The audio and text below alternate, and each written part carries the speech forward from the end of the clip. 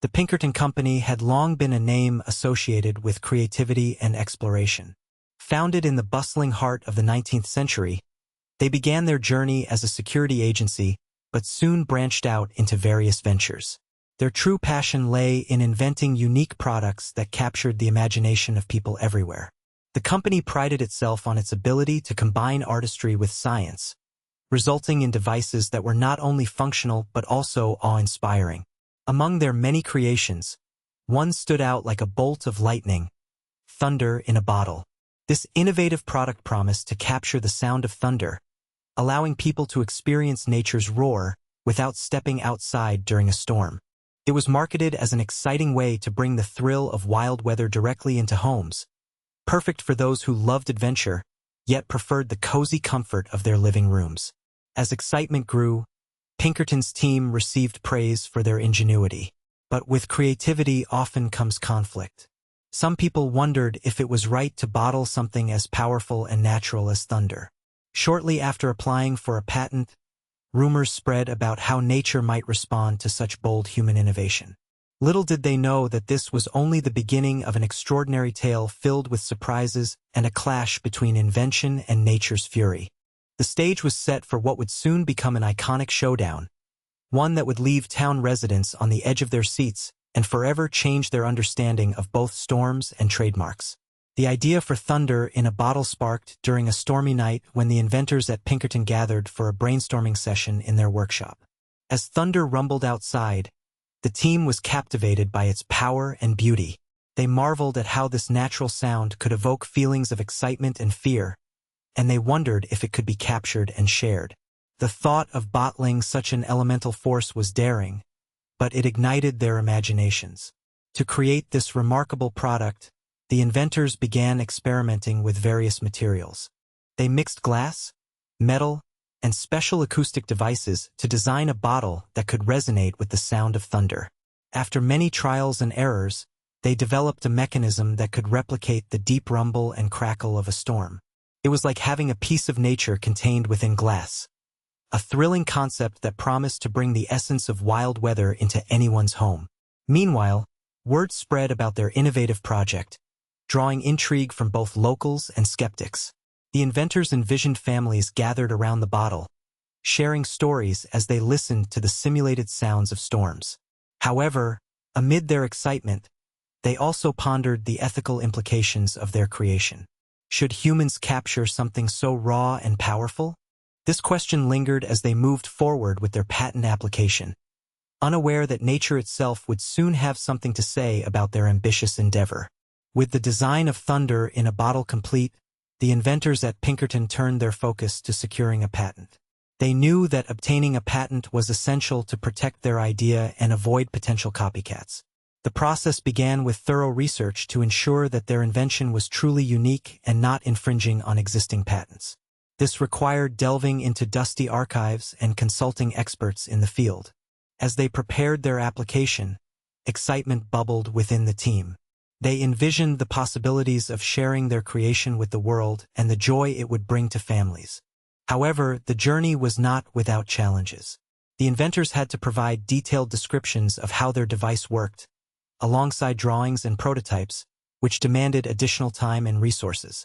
They encountered legal jargon that felt intimidating, but with teamwork and determination, they navigated through the complexities of the patent office.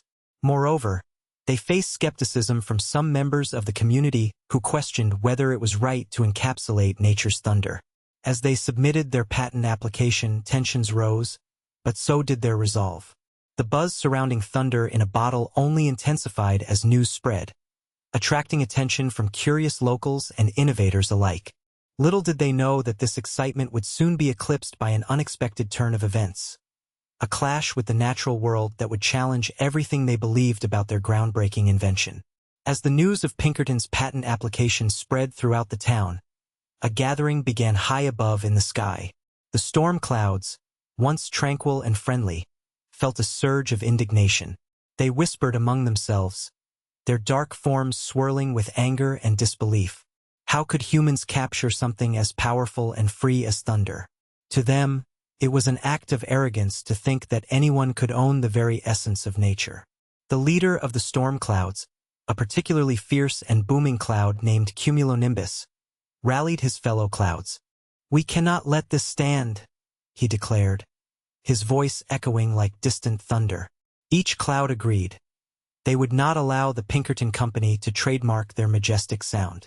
The group plotted their protest, determined to show their strength and remind humanity that nature could not be contained. As night fell, the skies darkened ominously over the town. Lightning crackled in anticipation while the air thickened with electricity. With an earth-shaking roar, cumulonimbus led his fellow clouds toward the courthouse where Pinkerton had filed their patent. The townspeople looked up in awe and fear as dark shadows loomed closer, feeling nature's brewing fury. It was clear that this protest would not only bring chaos but also serve as a rallying cry for all natural elements fighting against human control. The stage was set for an epic clash between human ambition and the raw power of nature itself. The night was thick with tension as the storm clouds gathered strength, darkening the sky over the courthouse. Cumulonimbus and his fellow clouds swirled in a frenzy, fueled by indignation at Pinkerton's audacity to claim ownership of thunder. The air crackled with electricity, and a low rumble began to echo across the town, signaling that nature was about to make its presence known. As the clouds amalgamated into a formidable mass, they summoned winds that howled like a pack of wolves. Raindrops began to fall, at first gently but quickly escalating into a torrential downpour. What started as simple droplets transformed into sheets of water cascading from the heavens. The townspeople peered out of their windows in awe and fear, sensing that this was no ordinary storm. It was a declaration of war against human intervention. Lightning flashed across the sky in bright arcs, illuminating the courthouse with brilliant bursts of light. With each strike, the ground shook beneath them, accompanied by deafening claps of thunder that echoed off every building. Cumulonimbus led his comrades in unleashing their might. Winds howled ferociously as hailstones pelted down like artillery fire. The courthouse became the epicenter of chaos as nature protested violently against the notion of trademarking its very essence. It was clear. This storm was not just an act of weather. It was nature's way of reclaiming its power and reminding humanity that some things are beyond their control. The clash between human ambition and nature's fury had begun in earnest, leaving everyone to wonder what would happen next. As the storm raged on, the townspeople watched from their windows with a mix of awe and anxiety. The powerful display of nature outside served as a stark contrast to the product the Pinkerton Company aimed to market. Many residents were fascinated by the idea of thunder in a bottle, curious about how such a magical creation could bring the thrill of storms indoors. However, as they witnessed the chaos unfolding, their appreciation quickly turned into concern. Children pressed their faces against the glass, excitement dancing in their eyes at the flashes of lightning, while adults exchanged worried glances. Some began to question whether it was right to try and bottle something so wild and untamable. The thunder's mighty roar echoed in the background, a fierce reminder that nature would not be subdued or claimed. Amidst the turmoil, conversations buzzed in homes and coffee shops about the ethical implications of Pinkerton's invention.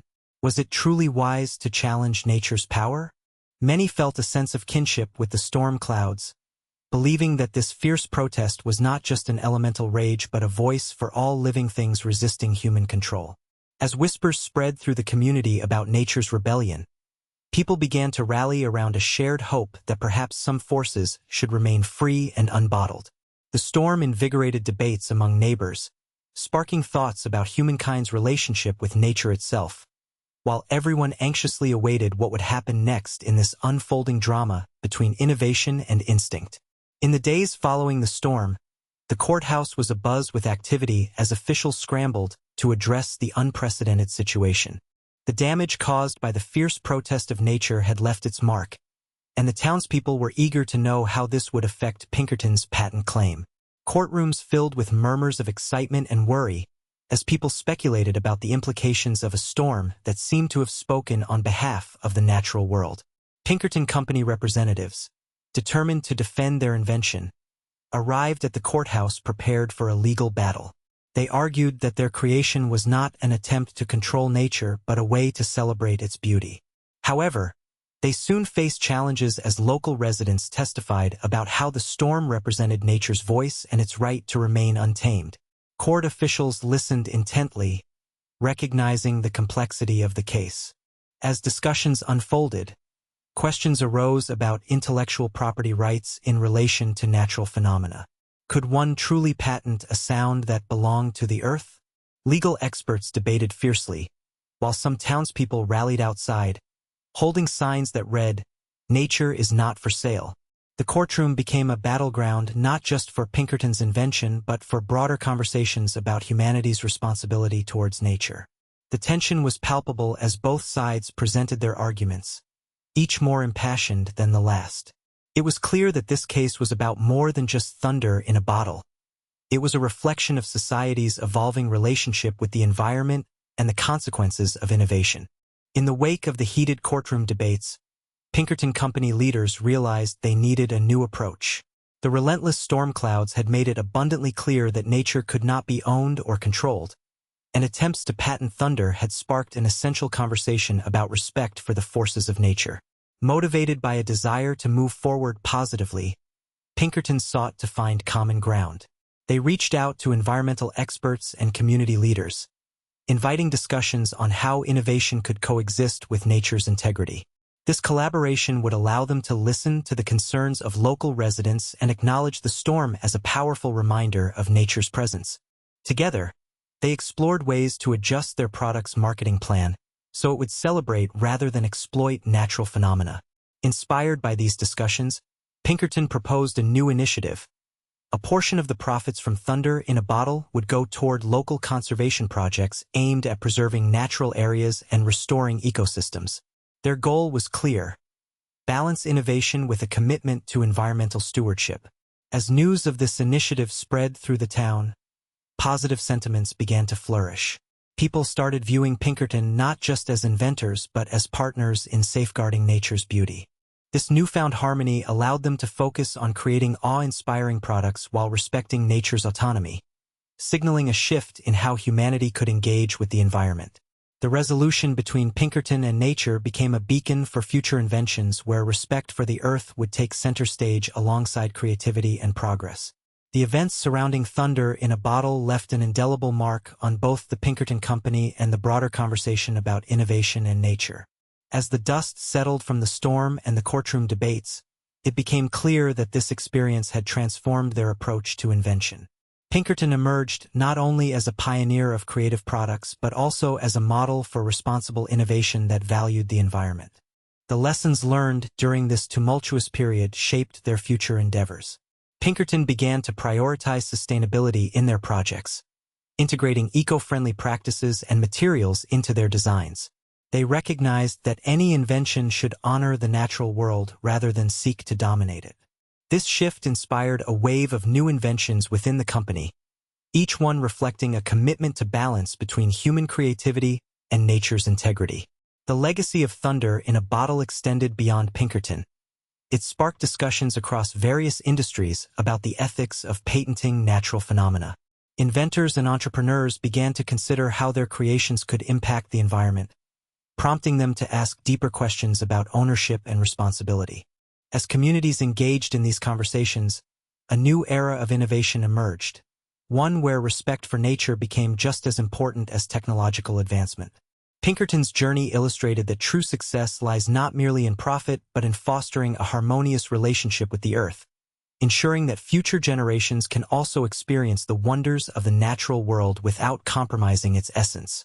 The story of thunder in a bottle serves as a powerful reflection on the interconnectedness of creativity, innovation, and the natural world. Throughout this journey, the Pinkerton Company faced challenges that not only tested their ingenuity, but also forced them to confront the ethical implications of their inventions. The fierce protest from nature highlighted an essential truth: that some aspects of the natural world are far too profound to be owned or controlled.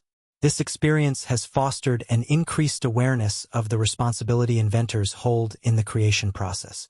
As Pinkerton shifted its focus towards sustainability and respect for the environment, it became clear that true innovation is not just about technological advancements but also about understanding and valuing the world around us. The commitment to environmental stewardship transformed their legacy into one that not only encourages creativity but also nurtures a harmonious relationship with nature. As modern inventions continue to shape our lives, this story emphasizes the importance of integrating environmental awareness into our creative processes. It invites readers and future inventors to reflect on how they can innovate while honoring the planet. By prioritizing respect for nature alongside creativity, humanity can pave the way for a future filled with inventions that inspire wonder and foster a deep appreciation for the beauty of the world. Ultimately, the legacy of Thunder in a Bottle is a reminder that innovation and nature can coexist, leading to a brighter, more sustainable future for all.